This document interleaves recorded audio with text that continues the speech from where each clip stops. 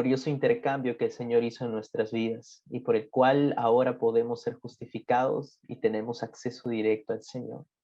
Por favor, tome allí su Biblia o el dispositivo en donde se encuentra su Biblia y vamos a situarnos en el Éxodo capítulo 32. Vamos a situarnos en Éxodo capítulo 32 y vamos a hacer lectura en esta mañana de la palabra del Señor.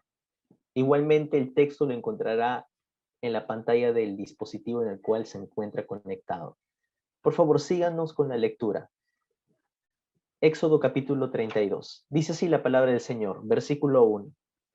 Viendo el pueblo que Moisés tardaba en descender del monte, se acercaron entonces a Aarón y le dijeron: levántate, haznos dioses que vayan delante de nosotros, porque a este Moisés, el varón que nos sacó de la tierra de Egipto, no sabemos qué le haya acontecido. Y Aarón les dijo: apartad los zarcillos de oro que están en las orejas de vuestras mujeres, de vuestros hijos, de vuestras hijas, y traédmelos. Entonces todo el pueblo apartó los zarcillos de oro que tenían en sus orejas y lo trajeron a Aarón. Y él tomó de las manos de ellos y les dio forma con un buril e hizo de ellos un becerro de fundición. Entonces le dijeron: Israel, estos son tus dioses que te sacaron de la tierra de Egipto. Y viendo esto Aarón, edificó un altar delante del becerro y pregonó a Aarón y dijo: mañana será fiesta para Jehová. Y al día siguiente madrugaron y ofrecieron holocaustos y presentaron ofrendas de paz. Y se sentó el pueblo a comer y a beber y se levantó a regocijarse. Entonces Jehová dijo a Moisés: anda, desciende, porque tu pueblo que sacaste de la tierra de Egipto se ha corrompido. Pronto se han apartado del camino que yo les mandé, se han hecho becerro de fundición y lo han adorado, y le han ofrecido sacrificios, y han dicho: Israel, estos son tus dioses que te sacaron de la tierra de Egipto. Versículo 19, dice así: y aconteció que cuando él llegó al campamento y vio el becerro y las danzas, ardió la ira de Moisés y arrojó las tablas de sus manos y las quebró al pie del monte. Y tomó el becerro que habían hecho y lo quemó en el fuego y lo molió hasta reducirlo a polvo que esparció sobre las aguas y lo dio a beber a los hijos de Israel. Y dijo Moisés a Aarón: ¿qué te ha hecho este pueblo que has traído sobre él tan grande pecado? Y respondió Aarón: no se enoje, mi señor. Tú conoces al pueblo que se ha inclinado al mal, porque me dijeron: haznos dioses que vayan delante de nosotros, porque a este Moisés, el varón que nos sacó de la tierra de Egipto, no sabemos qué le haya acontecido. Y yo les respondí: ¿quién tiene oro? Apartadlo. Y me lo dieron y lo eché al fuego y salió este becerro. Y viendo Moisés que el pueblo estaba desenfrenado, porque Aarón lo había permitido, para vergüenza entre sus enemigos, y se puso Moisés a la puerta del campamento y dijo: ¿quién está por Jehová? Júntese conmigo. Y se juntaron con él todos los hijos de Leví. Y él les dijo: así ha dicho Jehová, el Dios de Israel: poned cada uno su espada sobre su muslo, pasad y volved desde la puerta a puerta por el campamento, y matad cada uno a su hermano y a su amigo y a su pariente. Y los hijos de Leví hicieron conforme al dicho de Moisés, y cayeron del pueblo en aquel día como 3,000 hombres. Gracias, Guillermo. Entramos, amados hermanos, a esta sexta parte de nuestra serie, Reglas para cruzar nuestro desierto, y hacemos una remembranza de nuestro extraño último fin de semana, porque fue viernes el servicio, y ahora estamos regresando a nuestra normalidad de día domingo. y con nuestra Santa Cena sobre todo, ¿no? Pero entramos a hacer una remembranza de las 5 reglas que hasta aquí el Señor nos ha mostrado para poder entrar a la sexta que tenemos que estudiar en esta mañana. Bien recordaremos que debemos tener la fe suficiente como para entregarle nuestro futuro al Señor, y al entregar nuestro futuro en sus manos, confiamos en la dirección de Él. Hermanos, yo sigo insistiendo en esto, no intentemos manejar nuestro futuro, no intentemos estructurar nuestro futuro si es que no tenemos confirmación de parte del Señor a través de su palabra y poder saber realmente hacia dónde nos dirigimos. No forcemos las cosas en nuestra vida, sino es siguiendo la dirección de parte del Señor y que Él nos confirme. ¿Por qué? Porque Él tiene un plan y su plan es mejor que nuestros planes. Y este plan tiene un propósito específico, que alcancemos la medida de la estatura de Cristo Jesús. ¿Qué significa eso? Que lleguemos a tener el carácter de Cristo. Esa es la meta, hermanos. Nuestro carácter siempre será la interferencia para lograr no solo cumplir esta regla, sino cumplir con el propósito. Y si confiamos en el Señor, porque Él tiene un plan mejor, identificamos esto, entonces podemos confiar también en las armas que nos ha dado para luchar contra las vicisitudes que tenemos que enfrentar cada día, porque estas no nos van a faltar. La vida no es un jardín de rosas, usted ya se dio cuenta de eso, ¿verdad? Por eso existe una regla que nos hace recordar que hay armas que el Señor nos ha dado y no estamos solos en esta batalla. Recuerde que una de esas preciosas armas es los amigos, los hermanos que ha puesto a nuestro alrededor para ayudarnos a sobrellevar las cargas. Recuerde que estamos ante un Dios santo.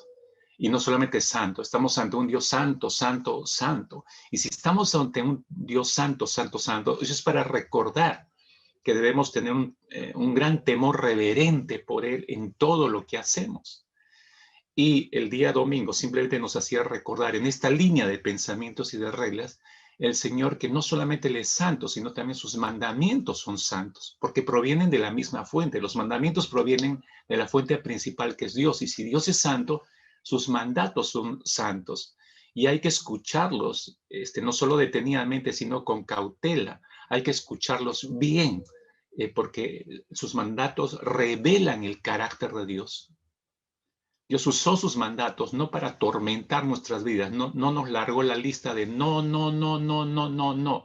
No, esa no fue la intención. Él reveló sus mandamientos porque a través de sus mandamientos Él estaba revelando su carácter mismo para que lo conociéramos. Todo esto nos lleva a la sexta regla, mis hermanos. Anote con cuidado porque estas son normas de vida para nosotros en este desierto pandémico que estamos viviendo. La sexta regla que nos vamos a ocupar en esta mañana dice lo siguiente: guarda tu corazón de la idolatría. Guarda tu corazón de la idolatría. ¿Se ha dado cuenta que los 4 primeros mandamientos revelados por Dios y que revelaban su carácter, es decir, el carácter de Dios es tan importante que conozcamos cuán celoso Él demanda la adoración exclusiva para con Él? Entonces tiene sentido esta regla, guardar nuestro corazón de la idolatría. Empiezo con una gran frase del gran Juan Calvino. Él dijo lo siguiente: la mente, refiriéndose a la mente del ser humano, la mente es una fábrica de ídolos. Qué gran, no voy a decir qué gran frase, qué gran realidad. Es cierto, hermanos, la mente de todos nosotros es una gran fábrica de ídolos. Lo interesante de esta cita de Juan Calvino, si usted la lee atentamente, es que fíjese a dónde apunta. Apunta a la mente del ser humano como la fuente del pecado. Los ídolos no siempre son inherentemente pecaminosos, hermanos, sino que es nuestra mente humana que los estima o valora más que a Dios. Nosotros mismos le damos ese valor alto, más que a Dios. El corazón del ser humano puede tomar cosas buenas. Mire, somos complicadísimos en nuestra mente, hermanos, porque está estropeada por el pecado, recuérdalo. El corazón del ser humano puede tomar cosas buenas que nos ha dado el Señor y las puede considerar mejor que Dios, las coloca por encima del Creador. Toma la creación, por ejemplo, todo lo que Dios ha creado y la pone por encima del Creador. Por eso hay mucha gente en muchos lugares en el mundo que adoran las cosas creadas por Dios, la misma creación. Este asunto del globalizado, por cierto, de la defensa del medio ambiente ya se ha cruzado líneas hacia la adoración del medio ambiente, de la naturaleza. Porque hay un concepto detrás de eso, ¿no? Que Dios está, no solamente es el creador, sino que es, cada parte de la naturaleza es Dios. Entonces se llega a la idolatría, ¿no? Se le pone por encima del creador. Recuerda, hermano, hermana querida, un ídolo es cualquier cosa que captura tu corazón, que captura tu mente y captura todos tus afectos más que a Dios.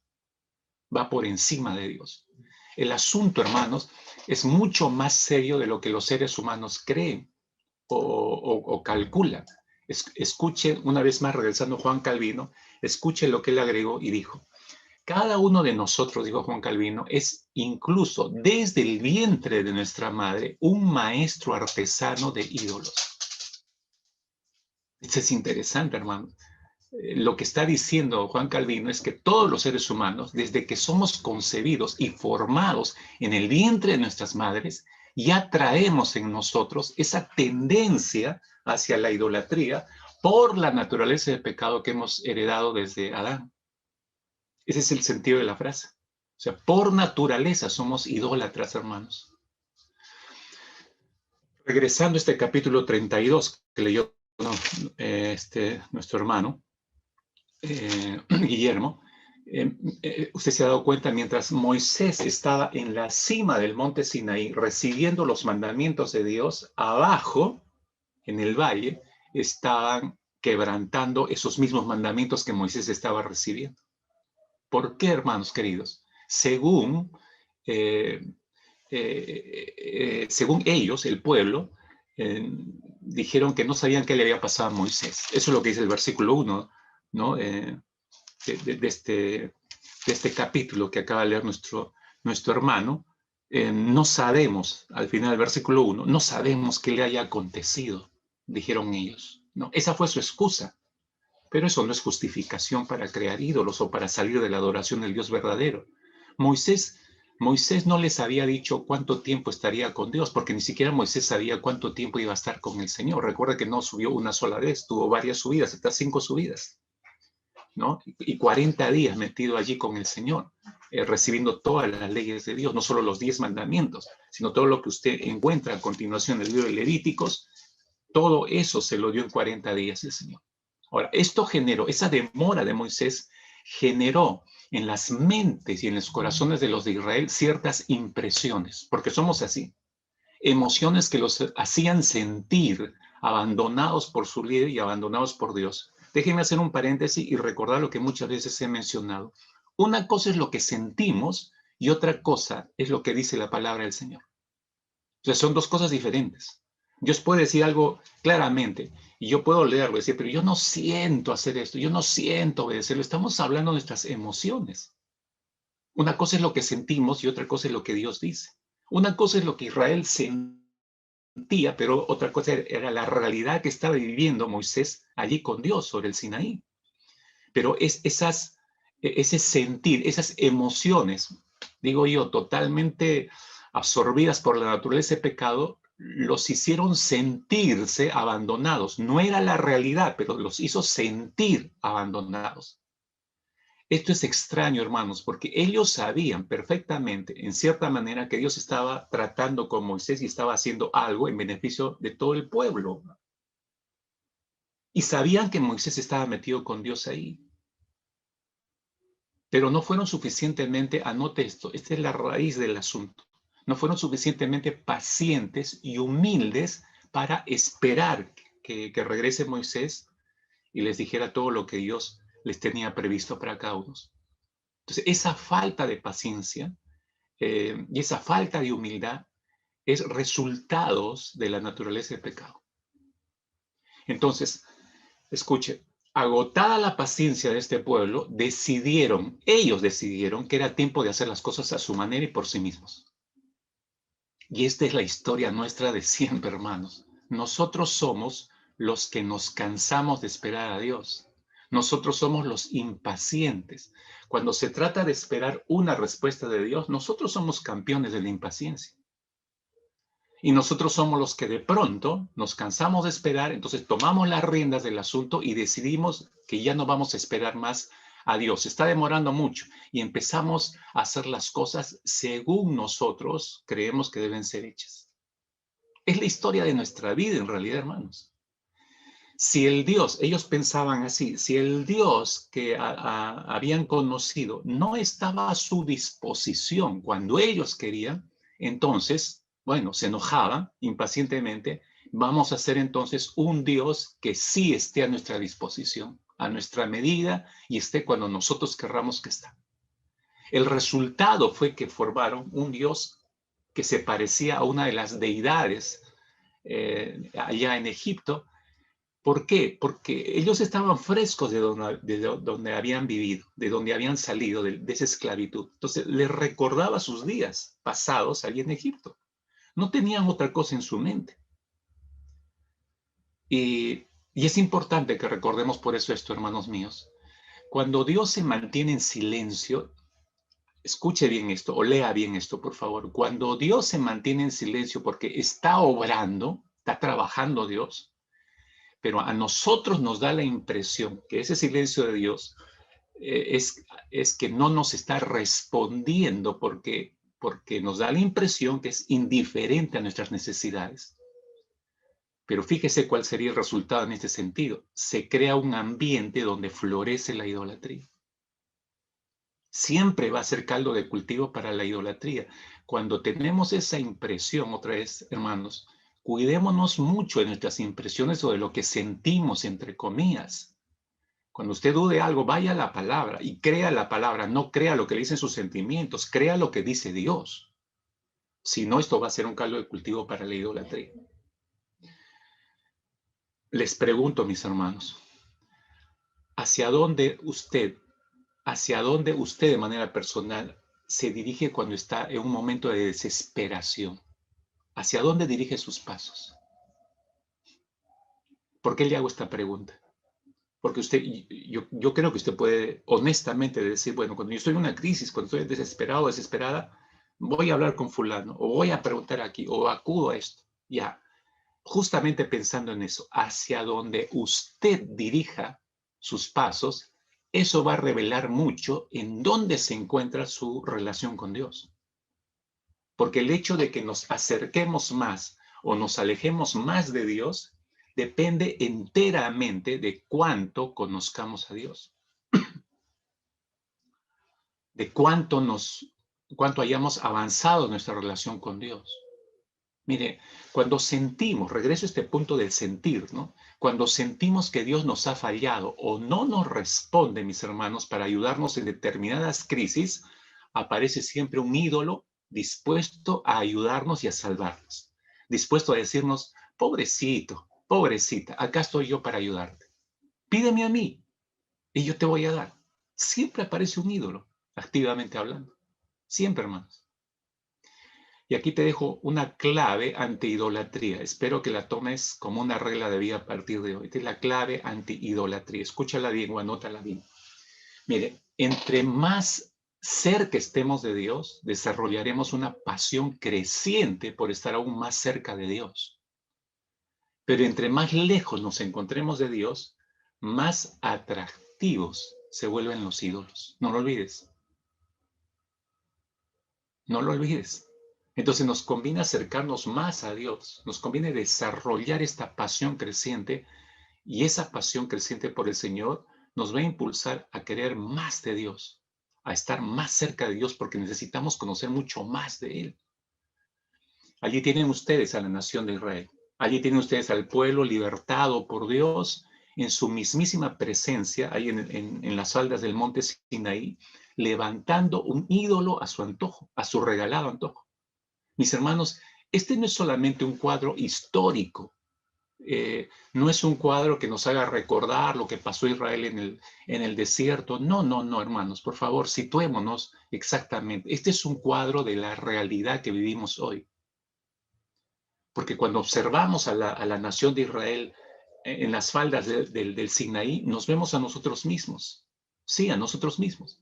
Así que lo que estamos viendo, mis hermanos, en esta mañana, en este capítulo 42 del libro de Éxodo, Es una radiografía del corazón del ser humano, es una radiografía de nosotros mismos.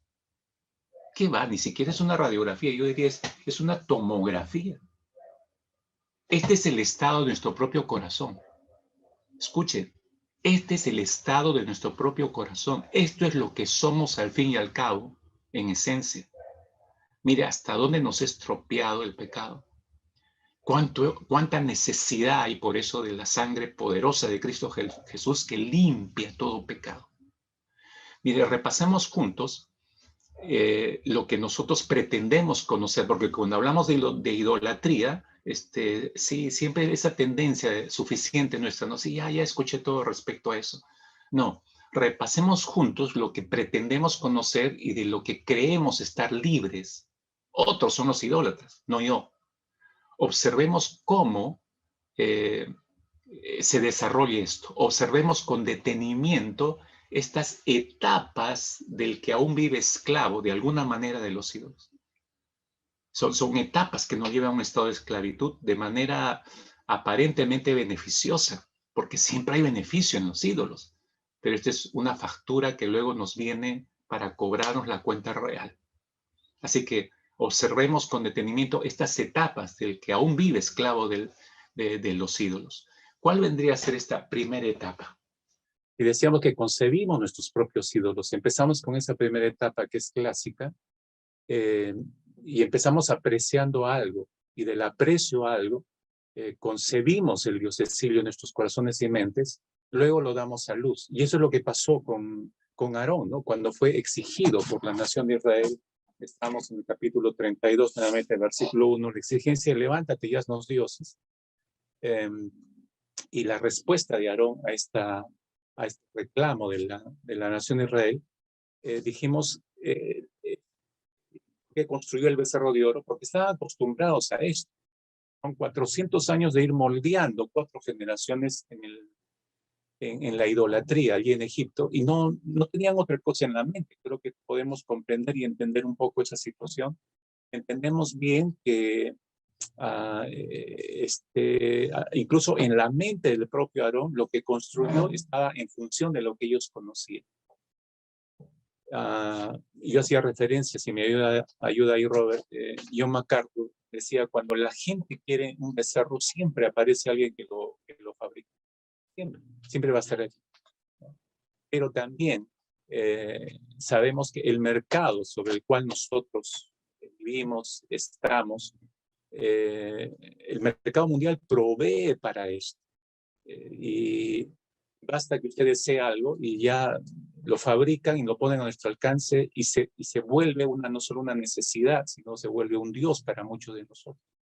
Entonces, la mente de ellos, como dice Calvino, es una fábrica de hacer ídolos. La mente nuestra es una fábrica de hacer ídolos. Israel ya estaba acostumbrada a este tipo de idolatría, ¿no? Estas costumbres idolátricas, y menciono esto, mis hermanos, porque parecería ser algo sencillo y algo simple en realidad. Por eso decimos que ya sabemos todo en cuanto a la idolatría. Pero esas costumbres idolátricas han marcado tanto nuestras mentes que verdaderamente necesitamos, hermanos, esos 40 años en el desierto solos con Cristo Jesús para que nuestra mente sea reeducada por la palabra de Dios. Estoy hablando metafóricamente, mis hermanos, no alguien quiera internarse 40 años en algún desierto y hay que buscar algún desierto por acá, por el país, para hacer eso. Estoy hablando metafóricamente, ¿no? Lo que quiero decir es que nos conviene desarrollar el hábito, la costumbre de pasar más tiempo con Dios y su palabra, para que ese tiempo sustancial vaya formando nuestros propios hábitos, nuestra forma nueva de pensar que debemos tener, y genere el hecho de solo querer estar con Cristo Jesús y no con algún ídolo, no tomando preferencia por algún ídolo. Si no desarrollamos este nuevo hábito, mis hermanos, lo más probable es que aquello que dijo Aarón a Israel después de que construyó el becerro, allí en el versículo 5, seguimos en el capítulo 32, no olvide esto, aquello que les dijo Moisés después que construyó el becerro, les dijo dice que edificó un altar a Aarón. Mire, edificó un altar delante del becerro y pregonó, dice Aarón, y dijo, mañana será fiesta para Jehová. Si nosotros no desarrollamos un buen hábito de encontrarnos solamente con el Señor para que esto haga despertar en nosotros el anhelo, el deseo de solo estar con el Señor Jesucristo, entonces lo más probable es que nos va a ocurrir esto. Se va a volver una constante en nuestras vidas. Si es que ya no se ha transformado en una constante de vida, habremos levantado un altar a nuestro ídolo, y cada día, hermanos, cada día estaremos postrados ante ese ídolo, diciendo que estamos honrando a Dios. Escúchenme lo que le estoy diciendo. Podemos decir que estamos honrando a Dios. Podemos estar en este culto y haber participado incluso de la Santa Cena, pero decir que estamos honrando a Dios, pero nuestro corazón, nuestra mente está en pos de algo por encima de Dios. Ahora, miren, mis hermanos, la idolatría puede brotar de las maneras más inusuales. El corazón y la mente nuestra está tan estropeado por el pecado que hasta somos capaces de tomar cosas buenas. Yo decía hace unos minutos atrás que Dios nos ha dado con un propósito, tomar esas cosas buenas y transformarlas en un ídolo. Un ejemplo para que ustedes bien se percaten de lo que estoy diciendo. ¿Recuerdan ustedes la manera en que Dios disciplinó a la nación de Israel en el desierto cuando se quejó por la comida que Dios les estaba dando? Números capítulo 21, si usted avanza un poco en su Biblia, Números capítulo 21, a partir del versículo 6 hacia adelante, dice que en su indignación el Señor les mandó serpientes ardientes. ¿Se recuerda ese momento? Y esas serpientes ardientes, dice el texto de Números 21, mordían a la gente y por esa razón murieron muchísimos israelitas. Entonces el pueblo clama a Moisés, busca a Moisés y está pidiéndole que haga algo. Moisés, lleno de misericordia, va, intercede por la nación delante de Dios. Dios tiene misericordia de ellos y le instruye a Moisés y le dice que construya una serpiente de bronce y que la coloque sobre un asta y la levante en alto. Cualquier persona de Israel que fuera mordida por la serpiente y mirara de donde quiera que esté, lo más lejos que esté, si mirara el asta levantada y ahí la serpiente de bronce, entonces podría ser sanado y no moriría. Eso fue un milagro de parte del Señor. Pero siglos después de ese acontecimiento, no años, siglos después, esa serpiente de bronce, ustedes bien saben, se convirtió en un ídolo con nombre propio. En el tiempo del rey Ezequías, y eso lo leemos en Segunda de Reyes capítulo 18, versículo 4, espero que esté Gilito con los dedos en esta mañana sobre la palabra. Segunda de Reyes 18:4, dice que el rey Ezequías, curiosamente, hijo de uno de los peores reyes que tuvo Israel, pero este hijo salió diferente. Dice allí que empezó a hacer pedazos, dice, la serpiente de bronce que había hecho Moisés. No se refiere a algo que levantaron similar, era exactamente la misma serpiente que Dios le mandó a Moisés que levantara para salvar al pueblo de Israel cuando eran mordidos por las serpientes en el desierto. Siglos después, mire, la habían conservado. Y dice el texto de 2 Reyes 18:4, la hizo pedazos porque esta serpiente hasta entonces, es decir, hasta ese momento, le quemaban incienso a los hijos de Israel. Entonces, y el rey Ezequías la llamó Nehustán, por eso digo con nombre propio. ¿Qué significa Nehustán? Cosa de bronce. Cosa de bronce. O sea, la humilló por completo, ¿no? Durante más de 7 siglos, estamos hablando un promedio de 7, 8 siglos, mis hermanos, que habían guardado la serpiente de bronce y la habían estado reverenciando. Se había transformado en un ídolo para la nación de Israel. Qué fácil florece, mis hermanos, la idolatría en la mente y el corazón de nosotros los seres humanos. ¿Se da cuenta? Eso nos muestra cuán susceptibles somos a esto. Eso nos confirma lo que vengo diciéndoles desde que hemos empezado el mensaje. No son acontecimientos solo históricos, sino que creo que debemos verlos en nuestra propia realidad. Somos así, seguimos siendo así. Erwin Lutzer, este excelente escritor cristiano, dijo lo siguiente: en tiempos antiguos, los ídolos eran hechos manualmente. En nuestros días, dice, casi siempre son concebidos en nuestras mentes. Nuestro concepto acerca de Dios ha sido profundamente contaminado por nuestra cultura. Todos somos tentados, todos, dice, somos tentados a idealizar a Dios según el ser que deseamos.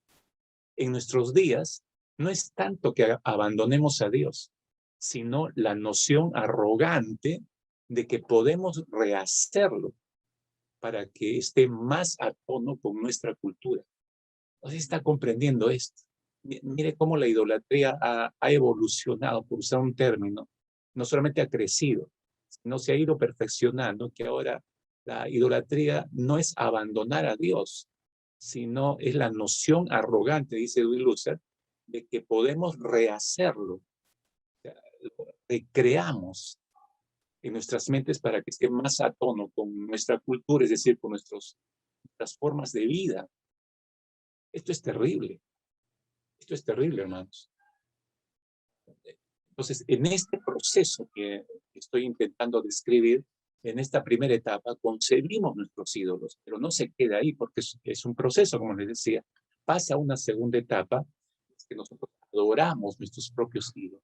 Los concebimos para adorarlos. Mire, voy a decir una gran verdad y anótela. Todos los diosesillos exigen lealtad. Todos. No es que unos sí y otros no, no. Todos los diosesillos exigen lealtad. Regresando a Éxodo capítulo 32, esta vez versículo 6, dice, al día siguiente, después de que fabricaron el ídolo, al día siguiente, dice, madrugaron y ofrecieron holocaustos y presentaron ofrendas de paz. Se sentó el pueblo a comer y a beber y se levantó a regocijarse. Mire, dice, al día siguiente madrugaron, dice, para ofrecer holocaustos. El pueblo había dado su oro y sus bienes para la construcción de ese becerro. Ahora, si se dan cuenta, se les demandaba más. Para que su adoración sea aceptada, se les pedía más. ¿Por qué? Porque la meta de todo diosesillo es esclavizar nuestras vidas. Exige lealtad para esclavizar nuestras vidas. Adorar un ídolo, mis hermanos, en esta segunda etapa que estamos viendo, no solamente nos toma para pedirnos ser leales a Él, sino nos exige que seamos leales y se empieza a evidenciar la esclavitud exigiéndonos más cosas, ¿no? Para los israelitas valió la pena pagar el precio de tener un ídolo que adorar. Se dieron todas sus cosas, pero el ídolo empieza a exigirles más, ¿no? Tomaron sus animales y los sacrificaron para presentar holocausto a este ídolo. Ahora, eso fue sencillo para ellos. Ahora, dése cuenta cómo exigen más los ídolos en el tiempo. Cuando pasaron varios años después de que Israel ya entró en la tierra prometida, y a pesar que Dios les dijo muy en claro que se deshicieran de todos los ídolos, no lo hicieron, desobedecieron a Dios. Y empezaron a abrazar las prácticas paganas de los cananeos. Entonces, las exigencias de estos dioses los llevaron al límite. Porque ya no solamente era, dame tu animal, sacrifícalo para adorar. No, ahora les empezaron a pedir sus propios. Y eso está registrado en las escrituras, ¿no? Empezaron, ya no ofrecían animales, ofrecían a sus propios hijos. El dios Moloch es un ejemplo de este asunto, ¿no? Típicamente se le ofrecían los niños. Mis hermanos, así sucede el día de hoy. O sea, déjenme aplicar esto y ya tomando conciencia del peligro que es, voy entendiendo por qué Dios quiere que hablemos de la idolatría en esta mañana. Por ejemplo, la admiración inicial que tienen los adolescentes y los jóvenes hacia la diosa de inmoralidad sexual. Lo voy a llamar con un nombre propio. La admiración inicial que tienen la mayoría de adolescentes jóvenes a la diosa de la inmoralidad sexual puede que parezca inofensiva al inicio de esos jóvenes. Escúchenme, porque les ofrece un poco de placer ilegítimo sin ningún peligro aparente al inicio. Luego te pasa la factura empiezas a descubrir que el precio a pagar es cada vez más alto. Exige el sacrificio de millones de bebés no deseados, producto de haber abrazado a esa diosa y haber recibido los beneficios de la inmoralidad sexual. Y el resultado, como decía, es millones de adolescentes y jóvenes embarazadas que sacrifican a sus niños concebidos. ¿O no es así? Las estadísticas son espantosas en nuestro país y en el mundo entero. Ahora, este es un problema solamente, hablando de la diosa de la inmoralidad sexual, es solamente un problema de adolescentes y de jóvenes, no, también de adultos, hermanos. La diosa inmoralidad sexual aparece inofensiva en la primera etapa por el placer y la satisfacción que ofrece, pero luego aprieta más y exige más. ¿Cuál es su exigencia? Ya no me basta solamente tú, sacrifícame tu matrimonio. Para seguir recibiendo los beneficios engañosos de un placer fraguado e ilegítimo, entonces exige que sacrifiquemos nuestros matrimonios. Y allí hay miles, usted sabe, allí hay miles de matrimonios quebrados y divorciados. Miles a lo largo de todo el mundo. Al principio, mis hermanos, entendamos este principio demoníaco, ¿no? Al principio parece fácil aplacar a los dioses paganos, pero con el paso del tiempo no solo se cae en la esclavitud de la dependencia de ellos, sino que empieza a exigirnos más y más y más y más lealtad. Entonces, todos estos dioses paganos usan una fórmula, mis hermanos, que siempre se repite. ¿Cuál es esta fórmula? Ahí la tienen, si me ayuda Robert. Primero viene la estimulación. Y la estimulación viene primero con ello captura la atención nuestra y todos nuestros sentidos son embargados en esa estimulación. Luego viene la gratificación, que funciona a manera de recompensa o beneficio. Luego, en tercer lugar, viene la esclavitud, para hacerte depender de ese Dios. Pero luego viene la estrangulación. ¿Cuál es el objetivo? Para acabar con nuestras vidas. Por favor, óigame con cuidado, todos, digo todos, absolutamente todos nosotros hemos pasado por ese proceso en alguna etapa de nuestras vidas. Y hemos experimentado lo terrible de la estimulación, de la gratificación, el dolor de la esclavitud y el dolor de la estrangulación. Si muchos de nosotros no hemos fenecido en esta fórmula usada por los ídolos, ha sido solo por gracia de Dios. Otros no han tenido la misma gracia que hemos tenido. Y por eso hablaba de miles de adolescentes cristianos, jóvenes cristianos, embarazados y buscando deshacerse de los niños, concebidos de mala manera. Miles de matrimonios quebrados y divorciados el día de hoy. Dios tenga no solo gracia para con nosotros, sino necesitamos mucho la sabiduría de Dios para identificar esto en el momento que aparece. Eso nos lleva a una tercera etapa, mis hermanos, y es que empezamos a deleitarnos con nuestros ídolos. Cuando los concebimos, los empezamos a adorar, empezamos a deleitarnos con ellos. Dice el versículo 6 de este capítulo 32 de Éxodo: sentó el pueblo a comer y a beber y se levantó a regocijarse. El término hebreo para regocijarse aquí en este versículo es desenfreno emocional. Significa desenfreno emocional. Y aquí concibe, la mayoría de los estudiosos del Antiguo Testamento coinciden en esta traducción del término regocijarse como desenfreno emocional, coinciden en que ese término indica desenfreno sexual. Un desenfreno sexual en presencia de este diosesillo creado por ellos mismos. Y es interesante cómo, mis hermanos, dése cuenta de esto, por favor, y nos muestra la secuencia de la Escritura en la experiencia de la nación de Israel. Es interesante cómo nuestra conducta, nuestro estilo de vida puede cambiar cuando nos inclinamos ante estos diosesillos. Cuando el Señor se manifestó con truenos y terremoto a la nación de Israel, vimos en semanas pasadas, Israel se comportó de una manera sumisa, temerosa, podríamos decir hasta correcta delante del verdadero Dios. Pero todo es que construyen este ídolo falso, cambia absolutamente su conducta. El comportamiento de Israel es notablemente afectado y cambia por completo. Empiezan a comportarse como su Dios les empieza a exigir que se comporten. qué digo esto? Porque la mayoría de los dioses egipcios incentivaban y toleraban el libertinaje sexual. Cuando yo decía hace un instante, ¿qué traían en la mente? 400 años de fórmula egipcia, de idolatría, y todos los dioses egipcios incentivaban y toleraban el libertinaje sexual. Entonces, ¿qué se podía esperar en esta celebración? Lo mismo, exactamente lo mismo. Entonces, para los de Israel, había valido la pena sacrificar sus joyas, sus animales, porque ahora tenían un Dios que los entendía y un Dios que no los criticaba, que comprendía sus necesidades y sus debilidades incluso. Eso les permitía toda esa inconducta, esa inmoralidad, les permitía porque los comprendía. Entonces ellos se sentían más cómodos con este Dios Cecilio que sí los comprendía en sus debilidades, que al Señor, que es demasiado exigente, es demasiado santo, ¿no? ¿Se dan cuenta cómo funciona eso en la mente del ser humano? La idolatría nos permite servirnos a nosotros mismos, hermanos, mientras alegamos que servimos a Dios muchas veces.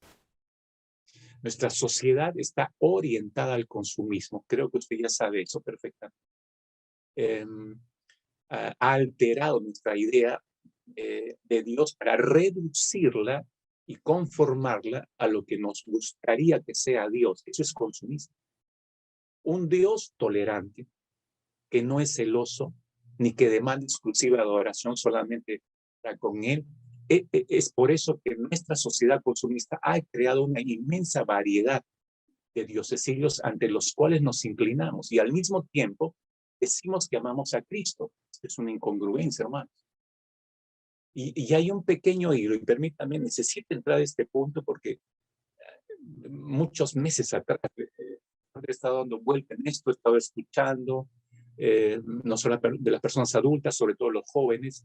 Hay un pequeño ídolo, y voy a ocuparme de ese pequeño ídolo en los siguientes minutos para ver la idolatría de una manera pragmática, pero también a dar un consejo de manera práctica en esta mañana que nos sea útil para todos nosotros. Un pequeño ídolo que hemos creado y que ha atrapado a la gran mayoría. ¿Cuál es ese ídolo? El dispositivo o el celular.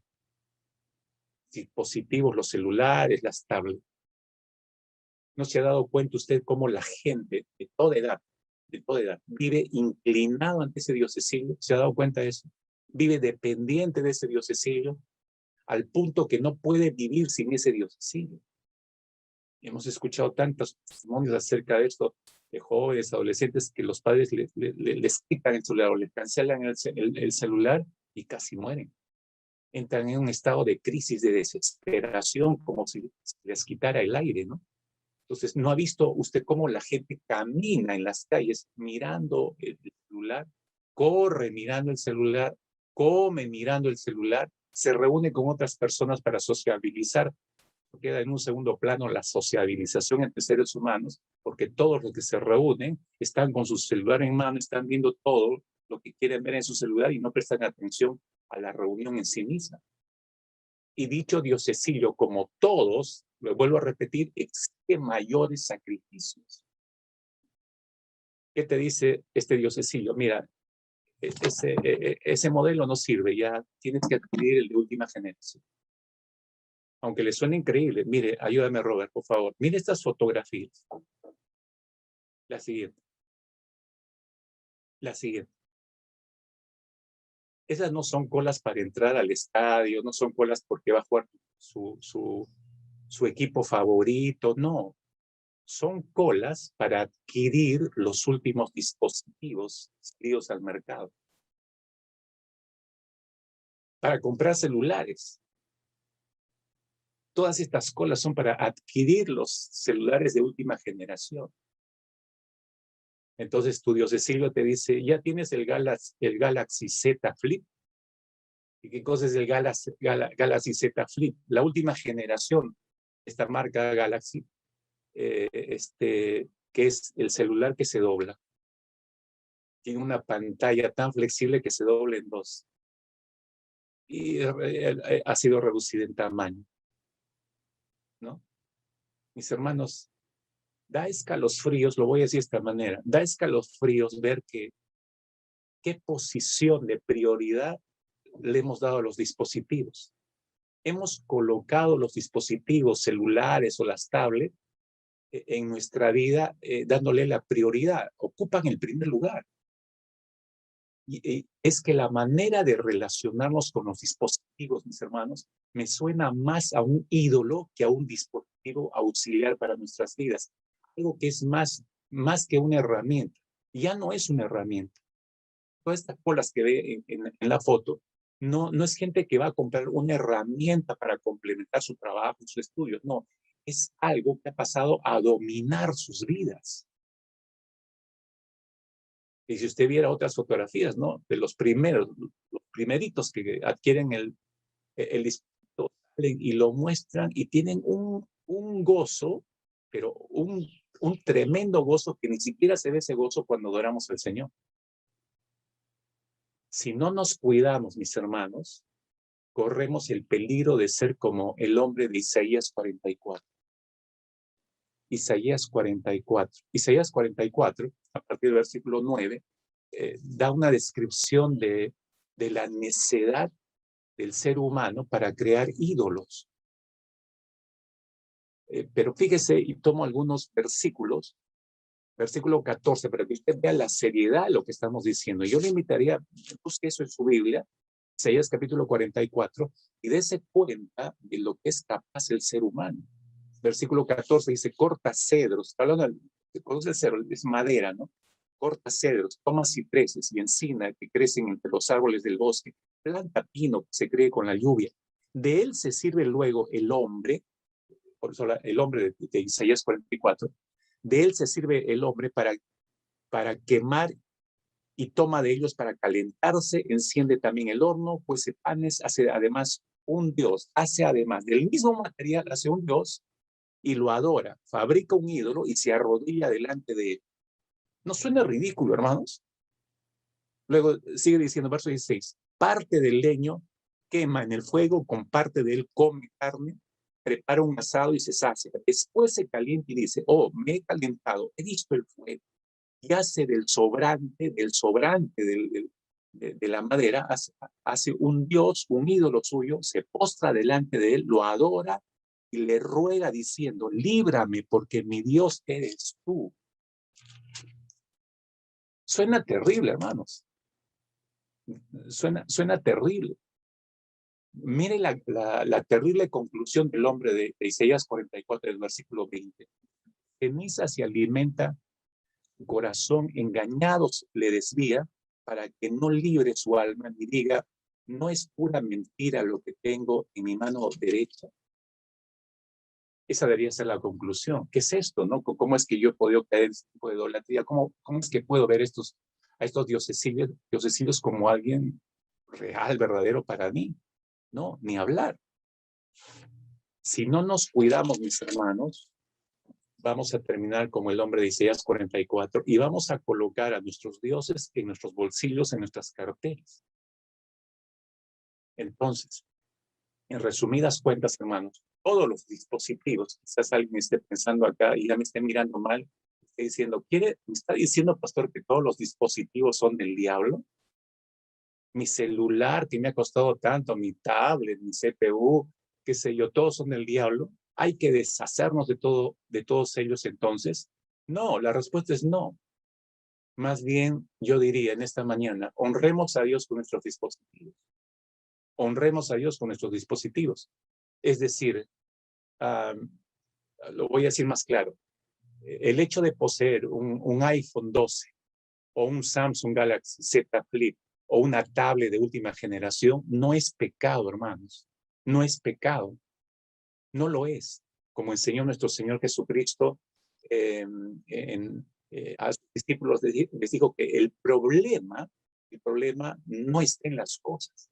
El problema está en el corazón del ser humano, porque de ahí brota todo, absolutamente todo. Por eso que debemos analizar, mis hermanos, cuál es el uso que le damos. Le voy a mencionar 3 cosas. Para honrar a Dios con nuestros dispositivos, debemos analizar, en primer lugar, el uso que le damos, el uso. En segundo lugar, la motivación por la que los obtenemos, por la que los compramos. Y en tercer lugar, el lugar que ocupan en nuestra vida. El lugar que ocupan en nuestra vida. Porque si les permitimos ocupar el primer lugar en nuestras vidas, entonces hemos creado un Dios. Usted está cargando en el celular, en el bolsillo, en el saco está cargando un ídolo, no un dispositivo auxiliar. Entonces, si eres creyente, escucha con atención. Yo decía, cuando iba elaborando el mensaje, decía, esto es tan importante, necesitamos verlo de una manera correcta, ¿no? Para no satanizar los dispositivos tampoco, ¿no? O decir que son útiles. Entonces, si usted es un creyente y vive pendiente de su celular o está pensando en adquirir un siguiente dispositivo, no por lujo, sino por trabajo, porque necesita uno mejor que le dé mayor capacidad, fluidez en el trabajo. Quiero recordarle, mis hermanos, mis queridos hermanos, no importa la edad que tengan, 7 cosas que usted tiene que tomar en consideración, 7 cosas prácticas. Cuando hablamos de dispositivos, se puede transformar en un ídolo. Y en este tiempo, todo, nuestras relaciones, todo lo que estamos haciendo tiene que ver con dispositivos. Por eso creo que es importantísimo lo que Dios nos está diciendo esta mañana. 7 cosas que usted debe tomar en consideración. Por favor, anótelas, revíselas, reflexione en ellas. Lo primero, tu relación con Dios es prioridad. Lo primero que debes darte cuenta, tu relación con Dios es prioridad. Te pregunto, para que te des cuenta de lo que estoy diciendo, ¿cuándo fue la última vez que al levantarte, cuando te despertaste la mañana, lo primero que hiciste fue darle gracias a Dios antes de tomar tu celular? Primero. Cuando se despiertan, lo primero que agarran es el celular, ¿no? Por eso estoy preguntando, ¿cuándo fue la última vez que al levantarte primero le dices gracias a Dios antes de que ocupes tu celular? No permitamos, hermanos, que el uso de estos aparatos se interponga en nuestros tiempos a solas con el Señor. No lo permite usted. Usted puede elegir. ¿Qué pasaría? Solo estoy proponiendo esto, ¿no? ¿Qué pasaría si te propones no utilizar tu dispositivo hasta haber tenido una cita primero con el Señor a través del estudio de la palabra y oración y conversación con el Señor? Es decir, que primero tengas esa cita y después atiendes todos los mensajes que te escribieron en la madrugada, no sé, todos los lechuceros, ¿no? Tu relación con Dios es prioridad. Prioridad. En segundo lugar, estamos hablando de 7 consejos prácticos. Tu identidad es más que un dispositivo. Tu identidad es más que un simple dispositivo. La palabra del Señor dice que fuimos comprados a precio de sangre. El Señor Jesucristo no subió a esa cruz para comprarse un simple dispositivo. No, subió para comprarnos a nosotros. Acabamos de tener en la Santa Cena toda una reflexión en cuanto a el lugar que ocupó el reemplazo de nosotros. Y esa es la gran importancia de la obra de Jesucristo y de la cruz. Subió ahí para comprarnos a precio de sangre, mis hermanos. Y eso significa que tenemos un valor supremo delante de los ojos del Señor. Tu identidad es más que un simple dispositivo. Una vez que nosotros abrazamos esta verdad bíblica, podemos entender mejor nuestra posición delante de Dios. Y podemos entender mucho mejor la posición de las demás cosas que Dios ha creado para favorecernos o para ayudarnos en nuestra vida diaria, ¿no? Nada de lo que adquirimos, hermanos, es lo que nos define. Jóvenes, escuchen por favor, nada de lo que adquirimos es lo que nos define, sino nuestra identidad en Cristo. La fotografía que estaba mostrando hace un instante, las largas colas de gente que adquieren, tratan de ser los primeros en adquirir el dispositivo y salir a fotografiarse como si hubieran adquirido la vida, ¿no? ¿Por qué hacen todo eso? Porque esas personas están confundidas. Creen que lo que les define como personas y seres humanos es el dispositivo que acaban de comprar y cada vez van a tener que renovarlo porque eso sostiene su concepto de sí mismos. Pero los hijos de Dios no necesitamos ese dispositivo para saber lo que somos. Nuestra identidad ya fue definida por Cristo Jesús en la cruz. Por eso es de suma importancia, mis hermanos, escudriñar las Escrituras para que a través de las Escrituras Dios nos revele la suficiencia, a través de la suficiencia de su palabra, nos revele lo que realmente somos, nos confirme lo que somos ante Dios. No somos un dispositivo, eso no nos identifica, ¿no? No porque tengas el de última generación vales más, tienes un estatus superior a diferencia de los demás. No, repito, jóvenes, adultos, nuestra identidad la define Cristo Jesús. En tercer lugar, 7 consejos. En tercer lugar, el prójimo va primero que el próximo, mis hermanos. Y estoy jugando ahí un poco con las palabras. El prójimo va primero que el próximo. Gracias a la conectividad que nos ofrecen los dispositivos inteligentes, como se les llama, somos nosotros, todos los seres humanos, somos tentados a dejar de enfocarnos en el prójimo para enfocarnos en el próximo dispositivo que va a salir. Por eso la gente está desesperada. Y ya fue, ¿no? O sea, hay que esperar el siguiente y ya están anunciando el próximo, ¿no? Estamos más pendientes no solamente del próximo modelo, sino que estamos más pendientes que del prójimo, estamos más pendientes del próximo mensaje que me enviaron en WhatsApp, estamos más pendientes del próximo correo de mi mail, estamos más pendientes de la próxima llamada que estoy esperando, y todo nos deriva hacia el dispositivo. Con frecuencia, mis hermanos, olvidamos que el segundo mayor mandamiento que Cristo nos dijo era amar al prójimo como a nosotros mismos. ¿O no es así? Entonces, el prestarle atención al celular o a la tablet antes que a nuestro prójimo es restarle importancia a aquel que fue creado a la imagen y semejanza de Dios. La próxima vez que estemos rodeados de amistades, familiares, creo que debemos ser intencionales, hermanos, a apagar el celular y disfrutar de la compañía, de la interacción con los demás. Y no estaremos inclinados ante nuestro Dios espiritual. En cuarto lugar, la reverencia no es opcional, mis hermanos. La reverencia no es opcional. Hay un tiempo señalado para todo, dice Eclesiastés. ¿Recuerdan? Hay un tiempo para cada suceso bajo el cielo, dice Salomón. Entonces, si esto es verdad, en la práctica, si bien es cierto que la tecnología es útil, ¿no? También puede interferir con nuestros patrones de conducta. Cuando estamos en la iglesia, es momento de exponer nuestro corazón ante las verdades reveladas de Dios a través de los mensajes de los predicadores de turno, ¿no? O ahora, digamos, no estamos presencialmente, pero cada vez que nos conectamos, y la tecnología nos ayuda a entrar en ese tipo de conexiones, entonces nuestro corazón debe estar en atención a lo que la palabra del Señor nos va a decir, ¿no? Pero muchas veces estamos más pendientes de lo que el mensaje nuevo que entró en el celular.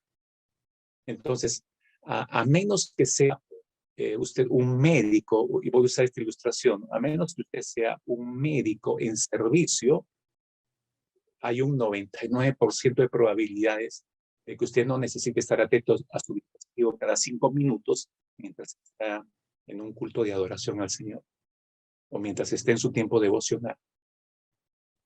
Tenemos que pedirle a Dios dominio propio, hermanos, o ejercitar el dominio propio para tomar un distanciamiento y saber hacer un espacio de tiempo y decirle a estos diosesillos, no, este es un tiempo entre el Señor y yo, ¿no? Y podrá ver el poder transformador del accionar de Dios sobre nuestras vidas, pero es su palabra, y no el poder transformador que estos ídolos tienen sobre nuestras vidas y conducta. La reverencia no es opcional, por eso es. En quinto lugar, aproveche bien el tiempo. Aprovechemos bien el tiempo. Fuimos llamados, mis hermanos, dice el apóstol Pedro, a anunciar las virtudes de aquel que nos sacó de las tinieblas hacia su luz admirable. Se refiere a Cristo Jesús. ¿No es cierto? Nuestra misión, entonces, según entendemos en la palabra, es predicar el evangelio a toda criatura. Esa es la misión que nos ha dado el Señor.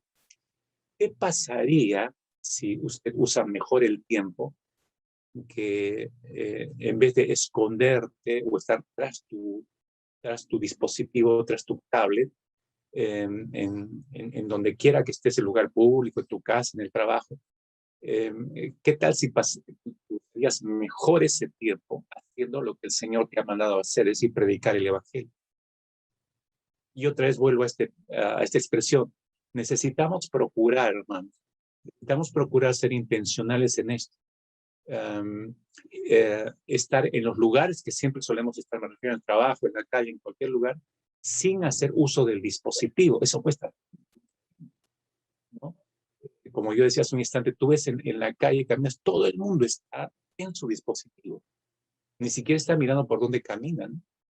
Más bien, al cerrar el dispositivo y al conectarnos con todo nuestro medio, entonces podemos entablar conversaciones reales con personas reales. Si convertimos esto en un hábito para nosotros, vamos a pasar más tiempo cumpliendo con la gran comisión e invirtiendo el tiempo en cosas de valores eternos. Aprovechemos bien el tiempo. En sexto lugar, cuídate de la vanagloria. Cuidémonos de la vanagloria. Para muchos poseer un dispositivo, usted sabe bien, de marca es un lujo. Las fotografías lo dice por sí mismas, ¿no? Les da cierto estatus a las personas porque no todo el mundo puede tener un dispositivo de ese tipo. Pero los que tienen sienten, no solo que les da significado, sino que están por encima del resto.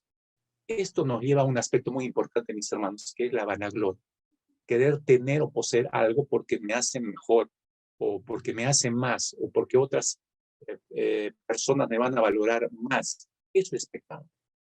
Eso está condenado por las Escrituras. Recuerda lo que dice el apóstol Pablo: nadie tenga más alto concepto que el que deba tener, ¿no? Esa es la medida exacta. Pablo nos dice que no exageremos esa medida.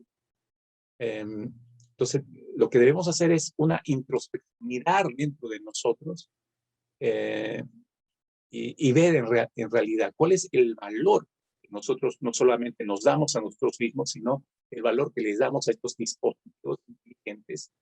¿Qué lugar es el que ocupan en nuestras vidas, como decía hace un instante? Por último, busquemos una pasión mayor, porque todo esto se trata de pasiones, en realidad. Cada vez más los usuarios de los dispositivos se confiesan como fanáticos de marcas definidas. Y por eso están pendientes, ¿no? Apple sacó el último dispositivo y ahí están haciendo la cola desde madrugada, durmiendo en esos lugares, ¿no? Esto es particularmente cierto en experiencia de los usuarios, ¿no? No solo de Apple, Samsung y de todas las marcas renombradas, ¿no? Gente, como decía, que puede estar, no le importa dejar de comer, estar 1 o 2 días haciendo cola o trasnochando ahí para ser uno de los primeros en comprar. Usted ve esa reacción, ve las fotografías, y nos dice: esto es pasión.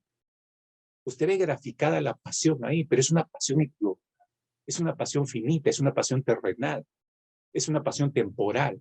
Cosas como esta nos hacen pensar en cómo son tan apasionados por esto. ¿No se puede tener la misma pasión para con el Señor? ¿Cuántas veces somos inquietados para orar apasionadamente una madrugada? O en cualquier momento cuando el Espíritu nos llama y nos requiera para la oración. ¿Cuán difícil se nos hace levantarnos temprano para ir a una reunión de oración? ¿Cuánto dudamos para ofrendar más allá de lo que usualmente solemos hacer? Lo que quiero decir, mis queridos hermanos, es que no mostramos pasión precisamente por esas cosas. Pero sí, muéstrame la última tablet, la última generación de tablet, y ahí sí brota la pasión, ¿no? Eso sí es lo que deseo y quiero, ¿no? ¿Por qué se da todo esto? Esto nos lleva a la última etapa de los que viven esclavos de la idolatría, porque somos engañados. Todo esto, mis hermanos, se trata de engaño. Los ídolos son engaños.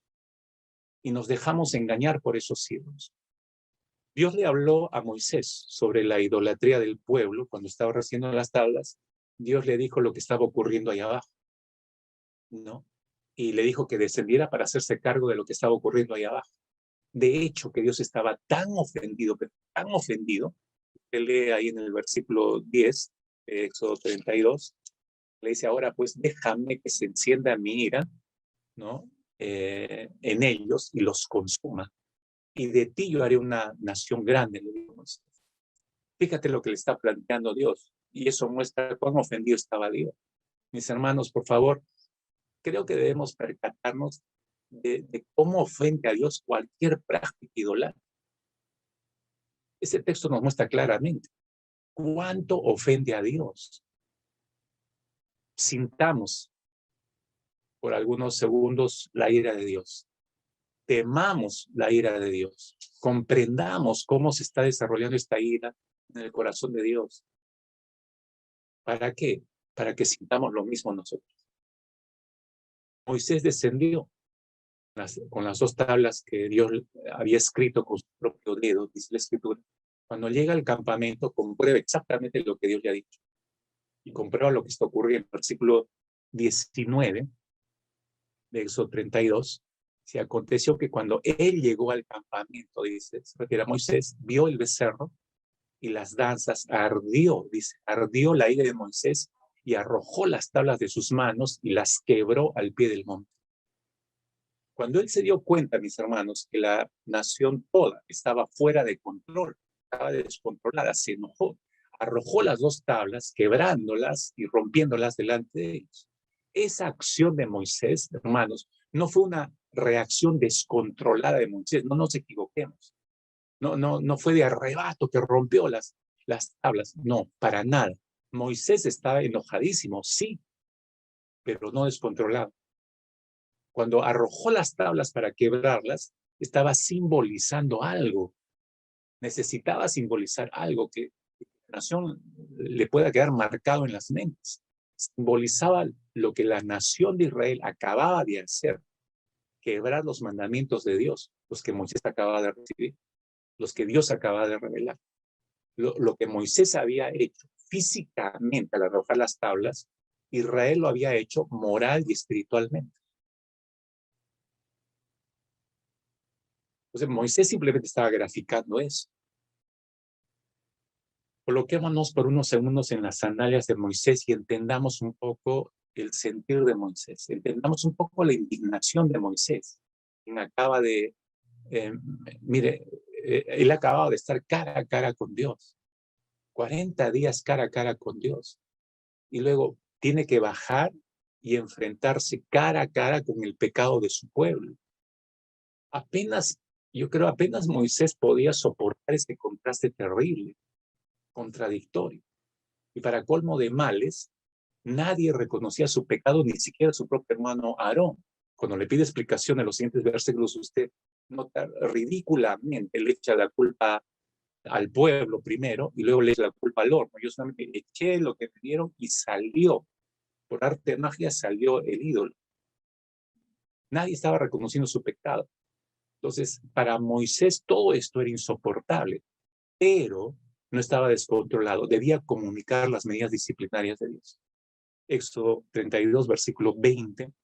Tomó el becerro, dice, que había hecho, lo quemó en el fuego, lo molió hasta reducirlo a polvo, que esparció sobre las aguas y lo dio a beber a los hijos de Israel. Los obligó a beber. Ahora, beber agua con el polvo de su ídolo solo era una parte del juicio. De repente todos los pecadores, los idólatras, dijeron, bueno, está bueno, si hay que tomar esto, ya lo tomaremos, pues ya se acabó, ¿no? Ellos pensaban que ahí se terminaba todo. Su Dios, evidentemente, al hacer esto Moisés, al moler y al obligarlos a tomar esas cenizas con agua, estaba mostrando que su Dios había sido humillado. Ellos estaban bebiendo la amargura de la derrota de su ídolo. Entonces, ese punto es importante, hermanos, porque aquí Moisés llega a este punto y quiebra este punto de celebración de la nación de Israel y les hace notar, cuando muele el ídolo y los hace beber, les hace notar que cualquier promesa que el pueblo haya pensado que iba a obtener de su adoración a este ídolo, nunca se iba a hacer realidad. Nunca se iba a concretar. Eso demostraba cuán falso era el ídolo. Este momento, mis hermanos, nos da una gran lección. Óigala, por favor, escuchémoslas con cuidado. ¿Cuál es la gran lección?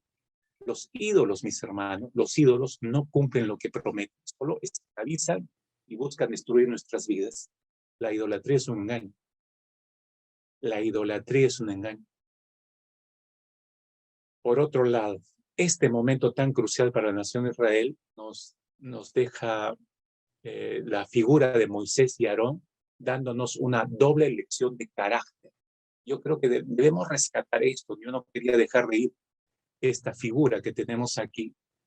Moisés y Aarón nos dan una doble lección de carácter, lo que debe ser realmente el carácter, nuestro carácter delante del Señor, y lo que no debe ser nuestro carácter delante del Señor, y hacia dónde nos conduce.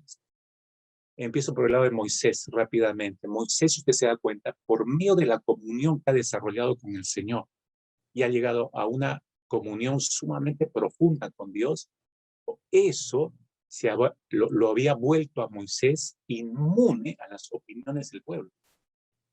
Me explico. Moisés no se dejaba ni guiar ni manipular por el pueblo. O sea, no hacía lo que el pueblo le pedía. El ardiente deseo de Moisés era obedecer solamente a Dios, y por eso le dio el valor necesario a las palabras de Dios por encima de las opiniones de la gente y las opiniones de las multitudes. Para él estaban en un segundo plano. En un primer plano siempre estaba lo que Dios decía, y eso es lo que quería hacer Moisés. Se había vuelto inmune a las exigencias del pueblo. Pero usted ve a Aarón y sencillamente él no tuvo la fortaleza interna ni la comunión con Dios desarrollada internamente para resistirse a la presión del público, a la presión de la gente. Aarón era en todo caso manipulable, no tenía un corazón fuerte para decirle al pueblo lo que tenía que oír, porque cuando le vinieron a decir unos dioses, él pudo decir: ¿qué pasó acá? Esperemos que descienda Moisés. No, esperemos que venga Moisés y punto, ¿no? Pudo haberse estacionado allí, pero no lo hizo. Y eso mostraba cómo era de manipulable. No tenía el corazón fuerte a decir a la gente lo que tenía que decir. Hoy estamos en ese mismo interín, mis hermanos. En medio de este desierto pandémico, la gente, creyentes y no creyentes, exigen respuestas. Y nos quieren arrastrar a que podamos renunciar a nuestras convicciones de fe. Pero ahí es donde debemos notar, ¿no? Hacer notar hasta dónde hemos avanzado en la maduración de nuestro carácter, hasta dónde hemos desarrollado el carácter cristiano delante de Dios o lejos de Él. Entonces nos comportaremos o como Moisés o como Aarón al fin del caso. Eso Moisés terminó de aplicar las disciplinas correctivas. Él no iba por la opinión de la gente. Versículo 25. Adelante dice: viendo Moisés que el pueblo estaba desenfrenado porque Aarón lo había permitido para vergüenza entre sus enemigos, se puso Moisés a la puerta del campamento y dijo: ¿quién está por Jehová? Júntense conmigo. Y se juntaron con él todos los hijos de Leví. Él les dijo: así ha dicho Jehová, el Dios de Israel. ¿Se dan cuenta cómo está controlado Moisés? No dice: estos hay que hacerlo desaparecer. No, dice: así ha dicho Jehová, el Dios de Israel. Dios le está guiando. Él no está ofuscado en su ira, en su cólera. Él está escuchando lo que Dios está diciendo. Poned cada uno su espada sobre su muslo, pasad y volved de puerta a puerta por el campamento, matad a cada uno de su hermano y a su amigo y a su pariente. Los hijos de Leví lo hicieron conforme al dicho de Moisés y cayeron del pueblo en aquel día como 3,000 hombres. ¿Sabe usted por qué murieron tantos? Porque evidentemente algunos continuaron en su rebelión, a pesar que Moisés les hizo un llamado al arrepentimiento. Les dio tiempo. Algunos se arrepintieron de su pecado, pero otros no. ¿Por qué está hablando Dios en esta mañana de idolatría a su iglesia? Está hablando a nuestro corazón acerca de la idolatría. Por la misma razón. Él busca arrepentimiento sincero de la idolatría, hermanos, en sus corazones. Espero que esté encontrando eso en esta mañana. Recordemos que un ídolo puede ser una persona. Y quiero recordar esto a la iglesia. Un ídolo puede ser una persona, puede ser un lugar, puede ser un sueño, puede ser un plan que nosotros anhelamos, porque anhelamos aún por encima de la voluntad de Dios. Un ídolo, mis hermanos, puede ser cualquier deseo legítimo que tengamos, pero que insistimos en satisfacerlo sin importar si la voluntad de Dios dice no. ¿Me está oyendo? Repito esto, un ídolo puede ser cualquier deseo legítimo. Todos tenemos deseo legítimo, no tiene que ser mal. Podemos tener un deseo legítimo, pero si nosotros insistimos en satisfacer ese deseo legítimo, solo porque deseamos satisfacerlo, pasando por alto que la voluntad de Dios nos ha dicho que no, y ahí estamos mal ahí. Los ídolos tienen como fin distraer nuestros afectos del Dios verdadero. Recuerda, roban nuestros afectos de que debe ser así el Señor y los colocan en otras cosas o personas. Por lo general, la idolatría no es otra cosa que colocarnos en el primer lugar. Si extremamos la definición de idolatría, ya no pensando en personas o en cosas, nosotros mismos podemos transformarnos en nuestros ídolos. Nosotros nos colocamos en el primer lugar. Que no he visto a personas, mi opinión es por encima de la de todas. Siempre tratan de imponer lo que piensan. ¿Por qué? Porque se han endiosado. Porque creen que su opinión está por encima de todos y por encima de Dios. Es muy fácil identificar los ídolos, mis hermanos. Debemos hacer dos cosas. Debemos hacernos dos preguntas sencillas. Si quiere, anote. Dos preguntas para identificar si hemos cruzado el lindero hacia la idolatría. Pregunta número 1. Hágase la siguiente pregunta. ¿En qué pensamos durante nuestro tiempo libre? Y número 2. ¿A quién deseamos complacer? Dos preguntas sencillas que nos pueden ayudar a identificar si hemos cruzado el lindero hacia la idolatría. ¿En qué pensamos durante nuestro tiempo libre y a quién deseamos complacer? El gran escritor C.S. Lewis dijo en cierta oportunidad que nuestro ídolo es sencillamente nuestra prioridad preponderante. Nuestro ídolo es sencillamente nuestra prioridad preponderante. Es decir, preponderante significa que prevaleces por sobre todas las cosas. Nuestro ídolo es sencillamente nuestra prioridad prevaleciendo. No hay nada por encima de esto. Ese es nuestro ídolo. Mientras nosotros, por naturaleza, mis hermanos, amamos los ídolos, insisto en esto, por naturaleza el pecado, amamos los ídolos, Dios por naturaleza los aborrece. Siempre que intentemos nosotros coexistir con nuestros ídolos, vamos a entristecer, inevitablemente vamos a entristecer al Espíritu de Dios, que mora en nosotros por la fe. La idolatría práctica siempre tiene un alto costo, hermanos, no olvidemos eso. Los ídolos prometen como si fueran deidades, pero pagan como demonios. ¿Qué espera Dios en esta mañana? Arrepentimiento. Nos arrepentimos de la idolatría, Dios nos va a ayudar. Dios nos va a ayudar. Oremos, por favor. Oremos. Señores, es increíble, Padre, que nuestro corazón desde nuestro nacimiento venga ya inclinado no solo a la maldad, sino a la idolatría. Y Señor, cabría revisar en nuestra mente cuántos ídolos nosotros mismos nos hemos encargado de levantar. Cuando tu palabra dice que tú eres más que suficiente, que complacencia debería estar en ti, Señor Jesucristo, porque tú lo llenas todo, lo abarcas todo. Ahí deberíamos descansar.